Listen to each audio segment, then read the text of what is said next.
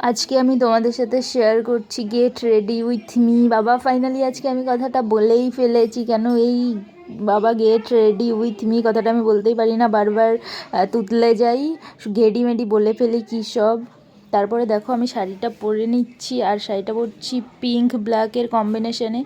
তো কেমন লাগছে শাড়িটা পরে আমাকে বলবে। শাড়িটা আমি এখনও পর্যন্ত একবারও পরিনি, তাই ভাবলাম যে একবার তোমাদের সাথে শেয়ার করি। অনেক দিনের ইচ্ছা ছিল গেট রেডি উইথ মি করার, তো আজকে ফাইনালি করেই নিলাম। আর কুচিটা আমার বর ধরে দিয়েছিল, আর ওই দেখো সামনে দিয়ে শুধু ক্যামেরার সামনে দিয়ে বারবার ঘুরছে। দেখো কেমন লাগছে আমাকে বলবে। আর আমার সঙ্গেও বলছিল ও করবে গেট রেডি উইথ মি। আমি বলেছি তোমার একদিন আলাদা করে ভিডিও করবো, ঠিক আছে।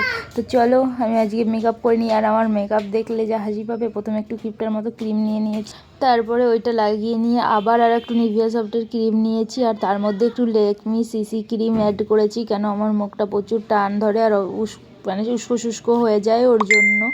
তারপরে একটু মেখে নিলাম মুখে ভালো করে, পালিশ করছি। দেখো আমি হাত দিয়ে, আমার কোনো ব্লেন্ডার লাগে না, ভালো করে মেখে নিলাম ক্রিমটা। তারপরে দেখো আমার মাখা মোটে শেষই হয় না, আমি মাখতেই থাকি। এই ব্রাশটাতে করে যে আমি কি লাগিয়েছিলাম আমি নিজেও জানি না। তারপরে তো চলে এলাম আবার আইশ্যাডো প্যালেট থেকে আইশ্যাডো নিয়ে একটু লাগিয়ে নিচ্ছিলাম। তো দেখো আর আমার ব্রাশ লাগে না আইশ্যাডো লাগানোর জন্য, কেন আমি হাত দিয়েই কমফোর্টেবল ফিল করি। তো ওর জন্য আমি হাত দিয়েই লাগিয়ে নিচ্ছিলাম একটু করে। আর আমি সোনুকে বলছিলাম, আমার সোনু বগর বগর করেই যাচ্ছিলো পিছনে বসে। আর আমার বড়ও তার সাথে একটু যোগদান করছিল, বলছে নিয়ে যাব না, এতক্ষণ টাইম লাগে। আমি বলছি ঠিক আছে নিয়ে যেতে হবে না, আমি গেট রেডি উইথ মি করে তারপরে খুলে ফেলবো শাড়ি, ঠিক আছে। তারপরে বাবা বললো না ঠিক আছে চলো, যতক্ষণ লাগবে সাজো। তারপরে দেখো দেখতে দেখতে আমার ব্লাশ লাগানো কমপ্লিট। আর আমার গাল যা গুলো আমি এমনিতেই ব্লাশ করি সব, হাইলাইট এরিয়াগুলো একটু হাইলাইটার লাগিয়ে নিলাম গালে, চোখের কর্নারে। আর আমার হাইলাইট একটু বেশি ফেভারেট, ওর জন্য আমি যেখানেই যাই না কেন আগে হাইলাইটার লাগাই। তো দেখো দেখতে দেখতে আমার হাইলাইটার লাগানো কমপ্লিট। তারপর চলে গেলাম একটু মাস্কারা লাগাতে। আর আমার ল্যাশগুলো একটু বড় বড়ই আছে, ওর জন্য আমি ফলসটা লাগাই না, আমার রিয়েলটাই থাকে।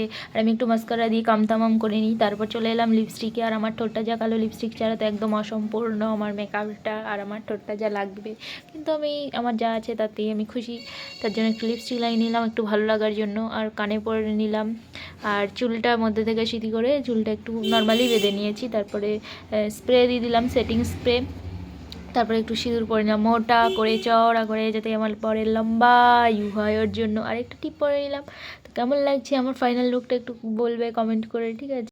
আমি তো কথায় কথায় বলতে ভুলে গেছি যে আমি কোথায় যাচ্ছি আজকে ঘুরতে। তো আমি যাচ্ছি কলকাতা, আমাদের যে রাম মন্দিরটা আছে ওই রাম মন্দিরে একটু ঘুরতে যাচ্ছিলাম।